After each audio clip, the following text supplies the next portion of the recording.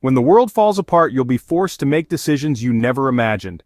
We're not talking about choosing between a mocha latte and a cappuccino, but decisions that will determine whether you live or die. In the unforgiving aftermath of a catastrophic event, concepts of justice and morality become luxuries. Your survival becomes the only priority. In this desolate landscape, fairness isn't a consideration, it's about what works. When society hits the fan, your feelings won't keep you alive, your decisions will. It's a bitter pill to swallow, but it's a cold reality you need to face. You see, when the chips are down and survival is the game, there won't be any room for sentimentality. It's not a time for wishful thinking or false optimism, it's a time for pragmatism and ruthless decision-making. In this new world, you'll have to decide who makes the cut and who doesn't. You won't be able to save everyone, you'll need to decide who's worth risking your resources for. Are they bringing skills or just mouths to feed? This is no popularity contest. It's a skills-based, trust-based selection process. Family and friends become an emotional landmine. What happens when your unprepared cousin shows up at your door? Do you turn them away, let them in, give them a little, or everything? Being prepared means being ready to make soul-crushing choices. You won't be able to save everyone. You'll need to decide who's worth risking your resources for.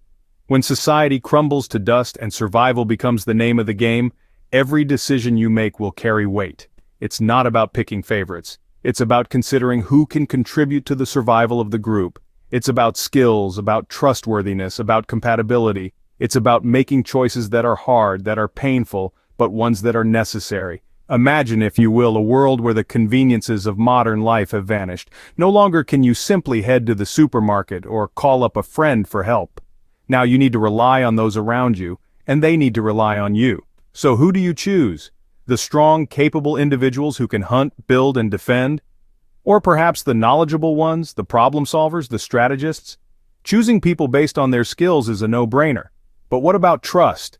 Can you sleep soundly knowing that the person on watch has your back? Can you trust them with your life, with the lives of your loved ones?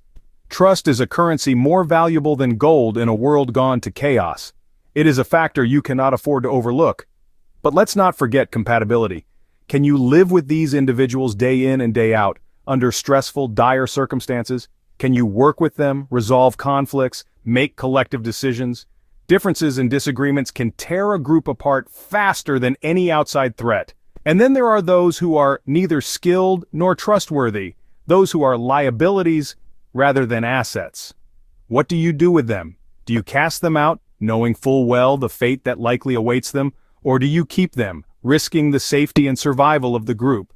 These are the questions you'll need to ask, the decisions you'll need to make. This isn't a popularity contest, it's a skills-based, trust-based selection process. It's about survival, and when it comes to survival, not everyone makes the cut. What happens when your unprepared cousin shows up at your door?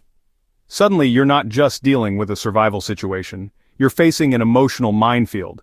This is when your pulse quickens, and your palms get sweaty. The choices that were once theoretical now become painfully real. Imagine this scenario. The cousin, who always laughed off your prepping habits, suddenly shows up at your door. Their clothes are ragged, their eyes filled with fear, and they're clutching the hands of their small, frightened children. They've come to you because they know you've prepared for this. The question becomes, do you let them in or turn them away? This is a question of resources, of space, of security, but it's also a question of humanity, of family, of love. You have to weigh the potential drain on your resources against the guilt and heartbreak of turning them away. Your emotions will scream at you to help, to let them in, to share what you have. But your survival instincts might be telling you the exact opposite. It's a terrible choice to have to make, but it's a choice that could determine whether you survive or not. And what if you do let them in? Do you give them a little, just enough to get by, or do you share everything you have? These are more than just logistical decisions. They're decisions that will affect your relationships and your conscience long after the crisis has passed. It's not just about choosing who gets a seat in the lifeboat. It's about living with the guilt if that boat sinks. It's about looking into the eyes of the people you've turned away and the people you've let in. It's about realizing that survival isn't just about staying alive. It's about what kind of person you become in the process. And remember, these aren't hypotheticals. These are real situations that you could find yourself in when society collapses. They're the reasons you need to prepare, not just physically, but emotionally and morally as well. Being prepared means being ready to make soul-crushing choices. And sometimes those choices may involve the people you love the most. Some people will crack, others will steal, some may even betray you. In the unforgiving landscape of survival, loyalty and liability often walk a razor-thin line. Trust is a precious commodity, one that can mean the difference between life and death. But what happens when that trust is broken? When the person you've shared your last scrap of food with decides they want it all? Survival isn't a team sport. It's about staying alive, and sometimes that means making choices that would break your heart in a normal world. The harsh truth is that when the chips are down, some people will choose their survival over yours. And in those moments, you need to be ready to make the hard call. Picture this. You've got a group, a tight-knit band of survivors. You've shared everything: resources, secrets, fears. Then one day you find your food stash dwindling at an alarming rate. You discover that one of your group has been hoarding, stealing from the rest. What do? The easy choice, the sentimental choice, would be to let it slide. After all, they're scared, just like you. But in a survival scenario, easy choices often lead to hard consequences. Giving in to sentimentality could mean starvation for the rest of your group. So, you need to be prepared to make the tough decision. You need to be ready to cut ties, to remove the threat from your group. It might seem harsh, it might seem cold, but remember, this isn't about being fair. It's about survival. Remember, in a world where the rules have changed, where survival is the only game in town, loyalty is a luxury you may not be able to afford. Every person in your group needs to pull their weight, needs to contribute. If they become a liability, if they threaten the survival of the group, you need to be ready to let them go. Sentimentality can get you killed. In a survival scenario, emotion is your enemy. It clouds judgment, it makes you hesitate. And hesitation, in the world of survival, can cost you everything. Every group needs leadership. Without it, things fall apart fast. This is the unforgiving reality when the world as we know it ends. When survival is at stake, having a clear chain of command is not just a military concept, it becomes a crucial part of ensuring everyone's safety and survival. In the face of disaster, people react differently.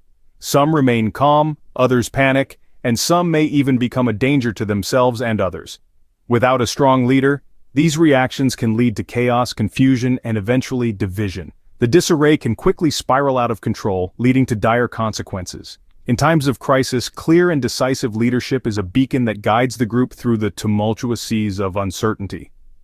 But leadership in a survival situation is not about dictatorship or power trips. It's about making the hard decisions for the good of the group. It's about keeping the group focused, organized, and motivated. It's about assigning tasks according to skills, maintaining discipline, and resolving conflicts before they escalate. Establishing this chain of command should be done before the crisis hits. It's crucial that everyone knows who's in charge, understands their role, and trusts the leadership. This is not the time for power struggles or petty disagreements. It's about survival, and survival requires unity. Remember, however, that the best leaders are not just those who command, but those who listen. A good leader values the input of their group, makes fair decisions, and earns the respect of their followers. They're not just leaders by title, but leaders by action. You may have to deny food to someone to keep another alive. It's a brutal truth, but in a survival scenario, every scrap of food, every drop of water, every piece of gear becomes precious. Picture this. You have enough food for 3 people, but there are 4 of you. What do? It's not a situation anyone wants to face, but when push comes to shove, you'll have to make that call. Consider another scenario. You have a single dose of medicine. 2 of your people are sick. Who gets it? The young, the old, the strongest, the weakest. These are not hypothetical questions. They are real-world survival dynamics that people have faced and will face again. Remember, in a survival situation, it's not about fairness. It's about making decisions that maximize your group's chances of survival. These aren't decisions from fiction. They're real-world survival dynamics.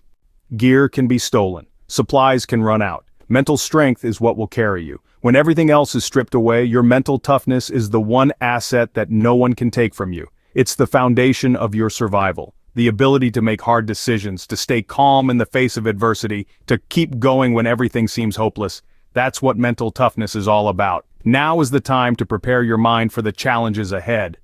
Don't wait until you're in the thick of a disaster to try and develop your mental resilience. Start now, practice making tough choices. Put yourself in difficult situations and learn how to navigate them. Build your mental stamina, because when the chips are down, it's not your gear or your supplies that will save you, it's your mental fortitude. Train your mind for the reality that fair won't matter when your life's on the line.